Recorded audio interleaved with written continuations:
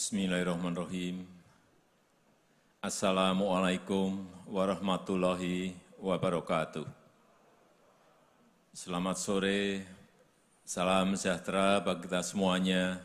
Om Swastiastu, Namo Buddhaya, salam kebajikan.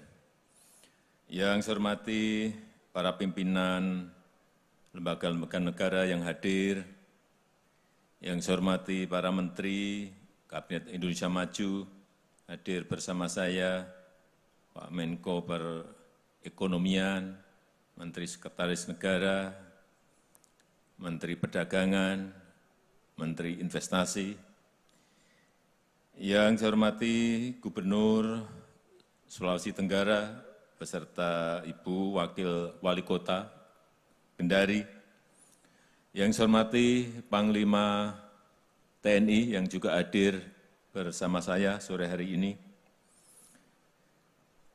seluruh Forkompinda yang hadir, yang saya hormati Ketua Umum Kadin Indonesia beserta seluruh jajaran pengurus Kadin Pusat dan juga seluruh ketua Kadin dari Sabang sampai Merauke, dari Miangas sampai Pulau Rote yang hadir pada sore hari ini, serta para peserta Munas ke-8 Kadin se-Indonesia di Kota Kendari, Provinsi Sulawesi Tenggara, Bapak Ibu hadirin dan undangan yang berbahagia. Saat-saat ini adalah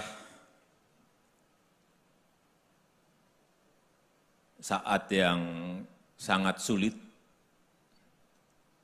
saat yang tidak mudah bagi dunia usaha, bagi ekonomi kita maupun ekonomi global.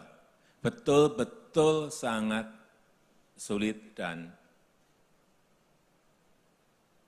tidak gampang menyelesaikan persoalan karena tidak hanya satu soal urusan ekonomi, tetapi juga urusan kesehatan. Dan apalagi dalam minggu-minggu terakhir ini ada lonjakan yang sangat tinggi di dalam penyebaran COVID-19 di negara kita Indonesia. Kita tahu yang lonjakannya eksponensial beberapa bulan yang lalu adalah India. India pernah di 2020 berada di angka 50.000 kasus aktif per hari. Kemudian turun menjadi 9.000 kasus per hari. Dan di akhir Januari, awal Februari naik eksponensial dari 9.000 menjadi 370.000 per hari. Lompatan yang sangat eksponensial sekali. Dan saat ini India sudah anjlok lagi turun menjadi 50.000 kasus per hari. Kita belajar dari sana. Tanya Pak Menteri Kesehatan bulan Januari, telepon Menteri Kesehatan India. Saya pun juga telepon Perdana Menteri Narendra Modi. Kenapa bisa kejadian seperti itu? 2-3 hari, 1 minggu ini juga sama.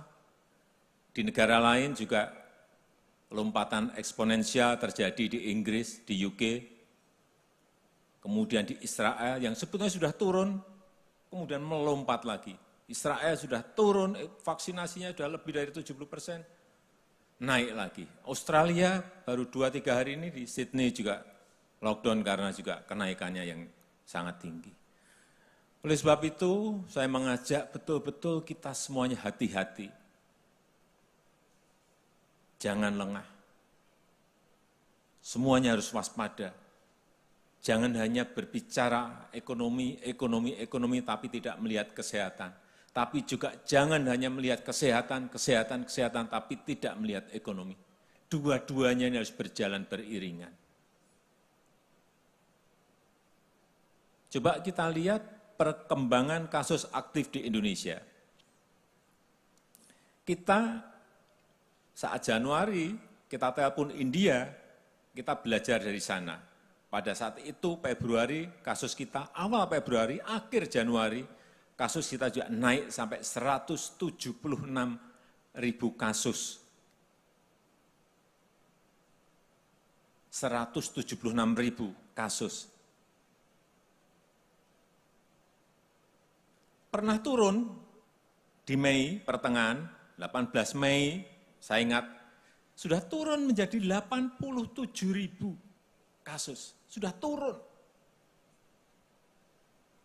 Dalam 4 bulan, pelan-pelan turun sampai 87.000. Tetapi begitu ada liburan Lebaran kemarin, plus varian baru, hari ini kita naik melompat 2 kali lipat lebih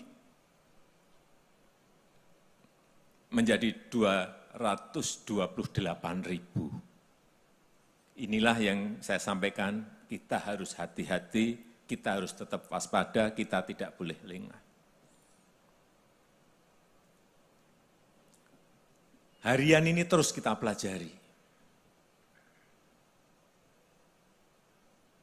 Karena kita tidak bisa bekerja makronya saja, tapi detail mikronya juga harus tahu, angka-angkanya harus tahu, posisi di mana bergeraknya juga harus kita ikuti.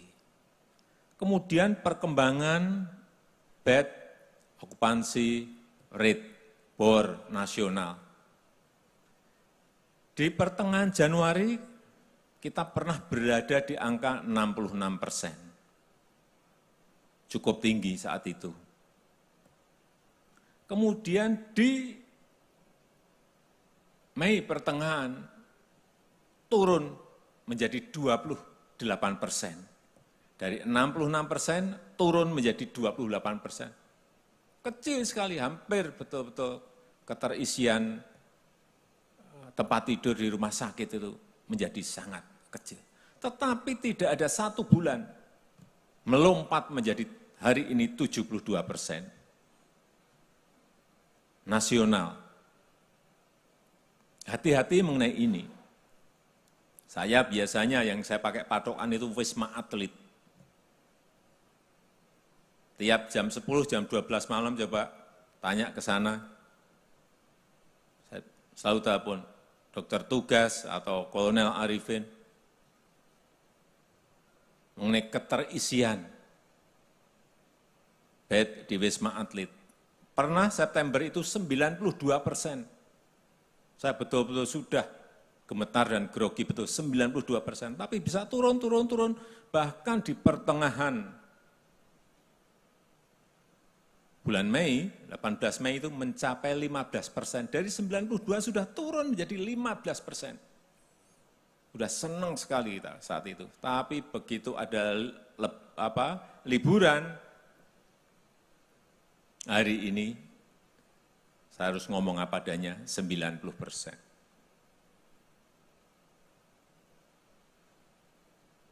Inilah angka-angka yang harus saya sampaikan apa adanya. Tapi memang seperti tadi disampaikan oleh Pak Ruslan, Pak Ketua tadi menyampaikan, memang terus kita akan kejar yang namanya vaksinasi. Sampai hari ini sudah 42 juta dosis yang sudah disuntikkan. Dan per hari target mulai Juli 1 juta per hari. Harus, karena kemarin kita masih 200-300 ribu per hari. Sekarang tidak ada tawar-menawar, saya sudah sampaikan 1 juta harus. Agustus 2 juta harus.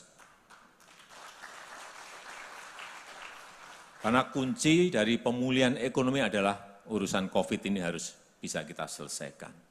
Dan kita kalau melihat dunia, 215 negara lebih yang terkena COVID, untuk urusan vaksinasi, Indonesia itu di urutan ke-11. cukup baik, urutan ke-11. Dan saya yakin di Juli, Agustus ini akan naik, enggak tahu naiknya ke ranking keberapa, tapi pasti naik. Karena target 1 juta dan target 2 juta itu sudah berkali-kali saya sampaikan. Dan saya juga berterima kasih kepada Kadin yang juga telah ikut bersama-sama dalam program vaksinasi ini dalam kerangka vaksin gotong royong. Meskipun targetnya, ini kita targetnya 22 juta, tapi karena vaksinnya juga belum datang, ya inilah yang akan kita kejar nanti dengan Ketua dan jajaran pengurus Kadin yang baru agar angka vaksin gotong royong 22 juta itu bisa dikejar dalam bulan Juli, Agustus, dan bulan-bulan berikutnya. Ini target yang telah saya berikan ke depan, jadi ada tiap bulan berapa semuanya ada semuanya. Juli kurang lebih 34 juta, Agustus 43,7 juta, kemudian September 53 juta, Oktober 84 juta, November 80,9 juta, dan Desember 71,7 juta. Memang target yang tidak kecil, tetapi kemarin setelah kita coba sehari bisa 1,3, saya meyakini meningkatkan menjadi angka 2,5 juta itu bukan sebuah hal yang sulit, asal satu kuncinya vaksinnya ada. Kita dulu waktu 300.000 per hari saja sudah merasa menaikkan sulit, tapi ternyata hari Sabtu kemarin bisa kita lakukan 1,3 juta. Inilah upaya-upaya yang terus kita lakukan, dan hari ini ada finalisasi kajian untuk kita melihat karena lonjakan yang sangat tinggi, dan kita harapkan selesai karena diketuai oleh Pak Erlangga, Pak Menko Ekonomi, untuk memutuskan diberlakukannya PPKM darurat. Enggak tahu nanti keputusannya apakah seminggu, apakah 2 minggu. Karena petanya sudah kita ketahui semuanya, khusus hanya di Pulau Jawa dan di Pulau Bali. Karena di sini ada 44 kabupaten dan kota, serta 6 provinsi yang nilai asesmennya 4. Kita adakan penilaian secara detail, yang ini harus ada treatment khusus sesuai dengan yang ada di indikator laju penularan oleh WHO. Kondisi-kondisi seperti ini harus kita sampaikan apa adanya. Saya berikan contoh peta misalnya di Jakarta Barat.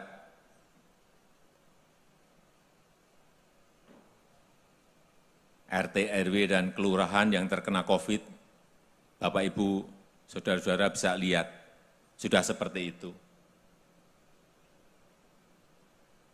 Sudah seperti itu. Artinya sudah merata, sehingga memang harus ada sebuah keputusan yang tegas untuk menyelesaikan masalah ini.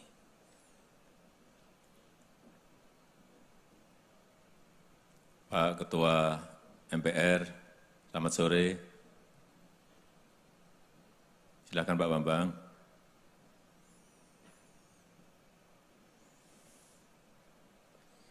Jadi setelah kita lihat secara detail betul, kenaikan kasus COVID ini selalu berpengaruh kepada indeks kepercayaan konsumen. Selalu. Begitu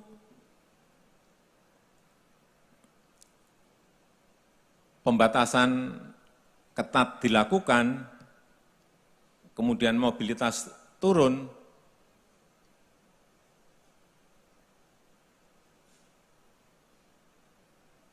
kasusnya ikut turun, misalnya itu indeks kepercayaan konsumen IKK pasti naik.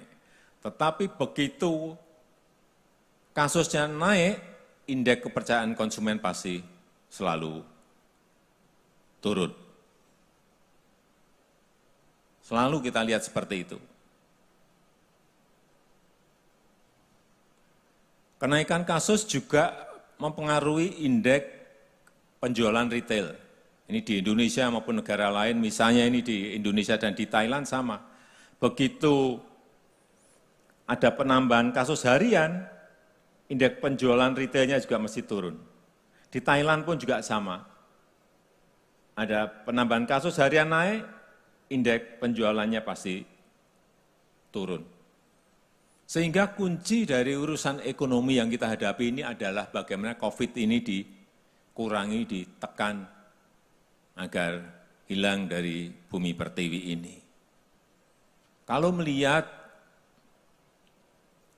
angka-angka misalnya Purchasing Manager Index untuk manufaktur, dibanding sebelum pandemi, sekarang ini berada pada posisi yang tinggi sekali.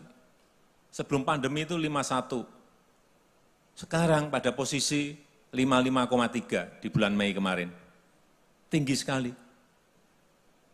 Artinya ada optimisme di situ. Sisi supply juga sama. Produksi mulai menggeliat. Ekspor tumbuh 58%. Impor bahan baku tumbuh 79%. Tinggi sekali. Impor barang modal tumbuh 35%. Ini angka-angka seperti ini yang tiap hari, tiap pagi masuk ke saya. Saya enggak pernah sarapan, tapi sarapannya angka-angka.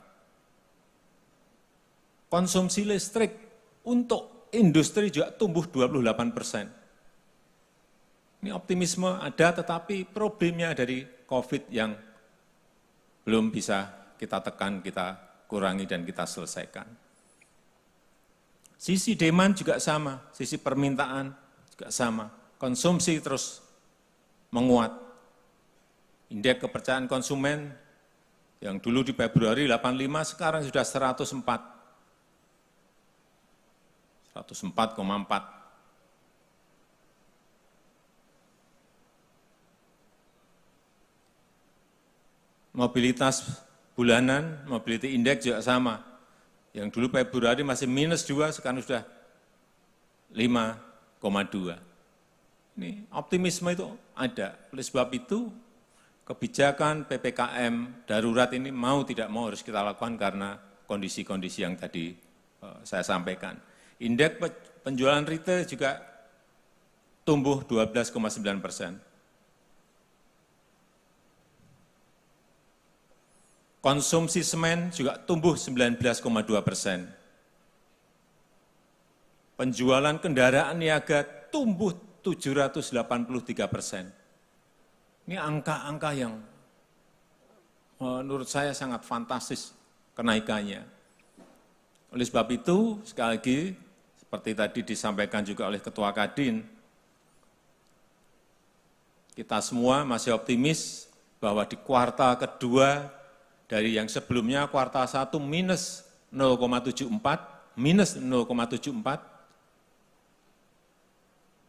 di kuartal kedua kita masih optimis akan tumbuh insya Allah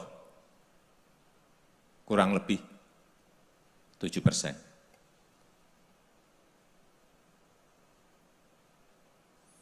Saya rasa itu yang bisa saya sampaikan pada kesempatan yang baik ini, dan dengan mengucap Bismillahirrahmanirrahim, Munas ke-8 Kadin Indonesia pada sore hari ini saya nyatakan dibuka.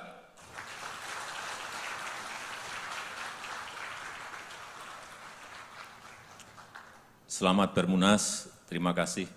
Wassalamualaikum warahmatullahi wabarakatuh. Selanjutnya kami persilakan kepada Presiden Republik Indonesia untuk menuju tempat pemukulan beduk, berkenan mendampingi Gubernur Sulawesi Tenggara, Bapak Haji Ali Masih Sadikin.